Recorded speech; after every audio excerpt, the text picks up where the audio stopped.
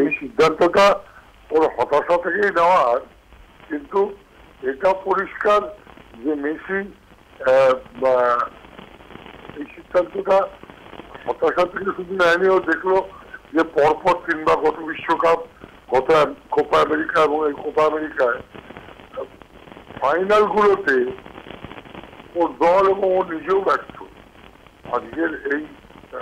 হারার পেছনে অন্য কারোর দিকে আঙ্গুল চলে যাবে না, আমি এটাকে মানতে পারছি না। কারণ মেসি অস্বীকার করতে পারে না আজকে মেসি পুরো ম্যাচে ফ্লপ। তাকে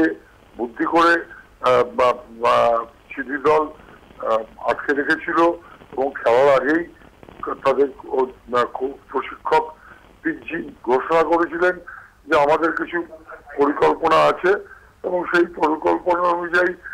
যখনই বল ধরেছে তিনজন লোক ওকে ঘিরে ধরেছে, তার মধ্যে দিয়ে বারবার বেরোতে চেষ্টা করেছে, কিন্তু এটা না করে ওর বল ছেড়ে অন্যান্য ম্যাচ যেগুলো করে বলটা ছেড়ে নিজেকে ফাঁকা জায়গায় যাওয়া, এবং তার সঙ্গে যোগ হয়েছিল তাদের প্রশিক্ষক টাটা মার্টিনোর একটা ফাটকা খেলা।